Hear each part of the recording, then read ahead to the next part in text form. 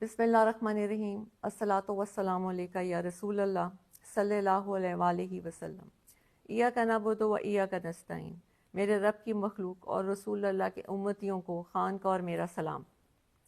آج میں خان کا ایک پیغام دینے آپ کے سامنے آئی ہوں۔ خان نے پورے پاکستان کی عوام سے اپیل کی ہے کہ 24 نومبر کو وہ سب بچہ اس احتجاج کا حصہ بنے۔ یہ صرف ایک خان کی جنگ نہیں ہے، یہ آپ سب کی، یہ ملک کی حقیقی آزادی کی جنگ ہے۔ اس میں خان نے ہر طبقے سے تعلق رکھنے والے انسان کو اس میں شرکت کی دعوت دی ہے۔ اس میں کسانوں کو کہا ہے، اسٹوڈنٹس کو کہا ہے، ٹیچرز کو کہا ہے، ہیومن رائٹس والوں کو کہا ہے، رکشے والوں کو کہا ہے۔ یہ نہیں کہ خان نے کہا ہے کہ ہر طبقہ، ہر بچہ اس احتجاج کا حصہ بنے تو انشاءاللہ کامیابی ہمارا مقدر ہے۔ خان نے ججز اور وکیلوں کے لیے ایک اپیل کی ہے کہ میں قانون کی بالادستی کے لیے آج جیل میں ہوں، تو آپ لوگوں کا یہ فرض بنتا ہے کہ آپ اس احتجاج کا حصہ بنیں اور پاکستان کی ہر جگہ سے ہر تنظیم وکیل خود لیڈ کریں اپنے وکیلوں کے یونیفارم میں، اور 24 نومبر کو وہ اسلام آباد پہنچیں۔ خان نے اس طرح تو بہت سے ہمیں لائے عمل بھی بھیجا ہے، بہت سے پیغامات بھی بھیجے ہیں، لیکن وہ وقت کے ساتھ ساتھ ہم آپ کے سامنے لے کے آئیں گے۔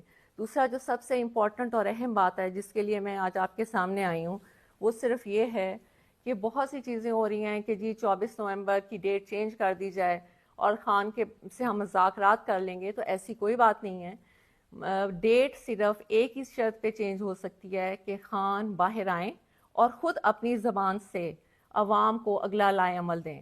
اس کے علاوہ کسی قیمت پہ 24 جو ہے وہ چینج نہیں ہو سکتی۔ اس لیے اگر کوئی غلط میسج آئے آپ کو عوام کی طرف سے تو آپ نے اس کو نہیں ماننا، کیونکہ خان نے یہ خاص پیغام بھیجا ہے کہ 24 نومبر کبھی بھی کینسل نہیں کی جائے گی جب تک کہ خان خود آ کے عوام سے خطاب نہیں کریں۔ دوسری بات میں نے آپ سے یہ کہنی ہے کہ آپ کا یہ فرض بنتا ہے کہ آپ لوگ اس پہ نکلیں، عوام کا یہ فرض بنتا ہے، کیونکہ عوام ساری بچہ پاکستان میں اس چیز کا گواہ ہے کہ پی ٹی آئی کے اوپر کس طرح ظلم کیا جا رہا ہے۔ میری آج اداروں اور پولیس سے ایک التجا ہے کہ یہ آپ کے بہن بھائی ہیں جو پرامن احتجاج کرنے آتے ہیں، آپ ان پہ ظلم کیوں کرتے ہیں؟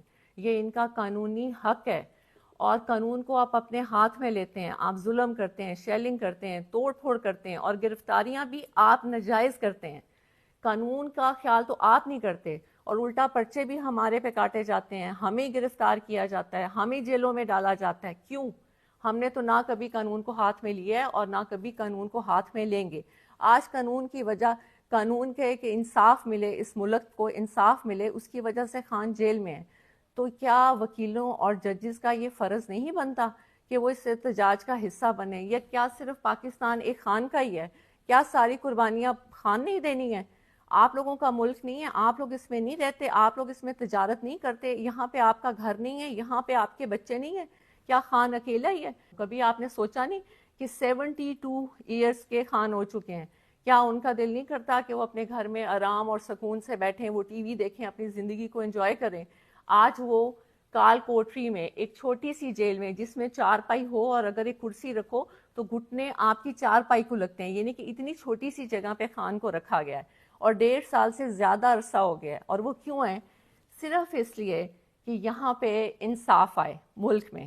تو کیا ججز اور وکیلوں کی یہ ذمہ داری نہیں بنتی کہ ایک انسان جو انصاف کے لیے اندر بیٹھا ہے اور جو انصاف دینے کے دعویٰ دار ہیں، ججز اور وکیل، اور وہ خاموشی سے بیٹھے ہیں، بلکہ الٹا وہ یہ کہتے ہیں کہ جی بہت سے ہمیں پتہ لگ رہا ہے کہ جی پٹیشن دائر ہو رہی ہے کہ پی ٹی آئی کو احتجاج سے روکا جائے۔ کسی بھی قانون میں یہ نہیں ہے کہ آپ کسی کو پرامن احتجاج سے روکیں۔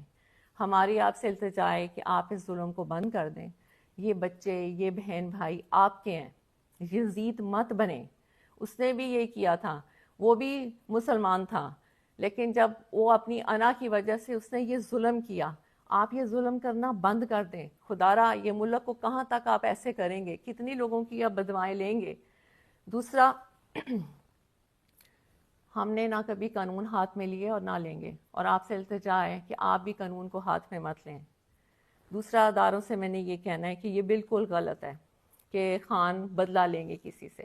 شاید آپ لوگوں تک یہ پیغام نہیں پہنچتا. خان نے کہا ہے کہ طاقت میں آ کے کسی سے بدلہ لینے کا مطلب ہے کہ اللہ کی ناراضگی. اور انہوں نے کہا ہے کہ میں نے یہ جو جیل میں جتنا بھی ٹائم گزارا ہے یہ میرا ایک اللہ سے تعلق بنا ہے جس میں نے یہ سیکھا ہے کہ طاقت میں آ کے معافی کا دروازہ کھولتے ہیں نہ کہ ظلم کا دروازہ کھولتے ہیں. تو جو بھی یہ آ کے پیغام باہر دے رہا ہے کہ خان تو غصے میں ہے, خان آئے گا اور خان بدلہ لے گا, آج پورے عوام کے سامنے میں یہ آپ کو کلیئر کر دوں کہ یہ سب جھوٹی باتیں ہیں. خان نے ہمیشہ یہ کہا ہے کہ نہ میں نے بدلہ لینے کا کبھی سوچا ہے اور نہ کبھی میں بدلہ لوں گا, کیونکہ بدلہ لینا نہ اللہ کو پسند ہے اور نہ ہی انسان کو خاص طور پہ طاقت میں آ کے بالکل بدلہ نہیں لینا چاہیے. دوسرا میں نے آپ سب سے یہ کہنا تھا, کہنے کو تو بہت کچھ ہے لیکن بات اگر چھوٹی اور مختصر کی جائے تو وہ بہتر ہوتا ہے کہ پورے پاکستان کے سیاسی نظام میں خان ایسے ہے جیسے کیچڑ میں کنول کا پھول, اور ہم نے خان کو اس لیے بچانا ہے کہ ان میں اور خان میں کیا فرق ہے.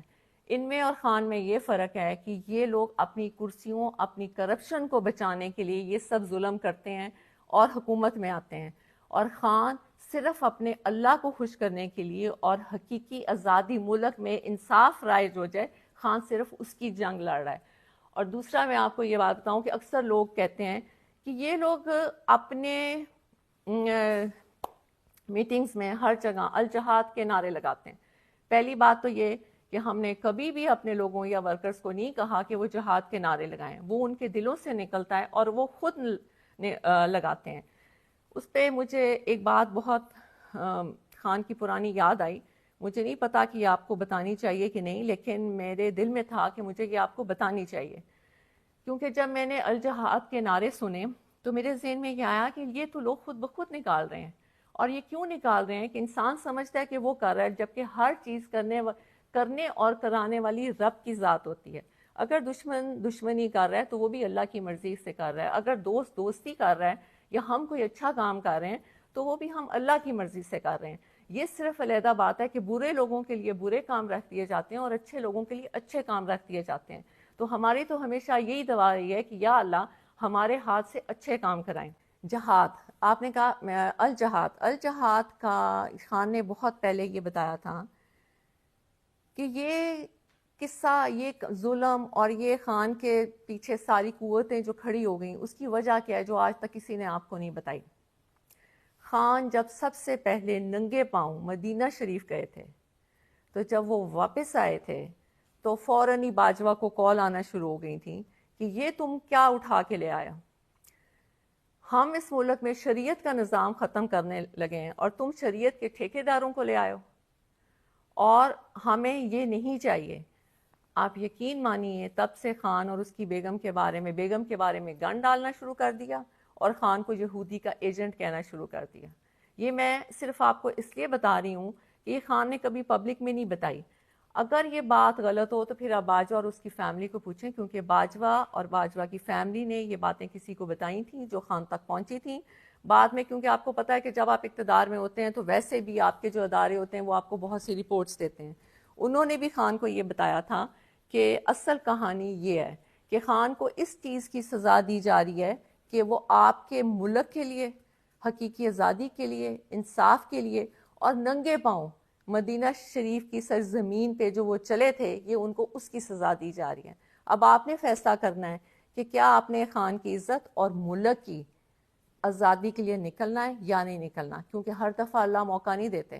خان نے آپ کو بہت دفعہ یہ بات کہہ دی ہے کہ جیسا انسان ہوتا ہے اس کے اوپر ویسا ہی حکمران ہوتا ہے, اور پوری دنیا میں آپ کو بہت اچھی طرح پتہ ہے کہ پوری دنیا میں اس وقت کی موجودہ حکمران کو کیا سمجھا جاتا ہے. تو اب فیصلہ آپ کے ہاتھ میں. خان کی جو اپیل تھی وہ میں نے آپ تک پہنچا دی. بہت شکریہ. صلی اللہ علیہ وسلم. اللہ حافظ.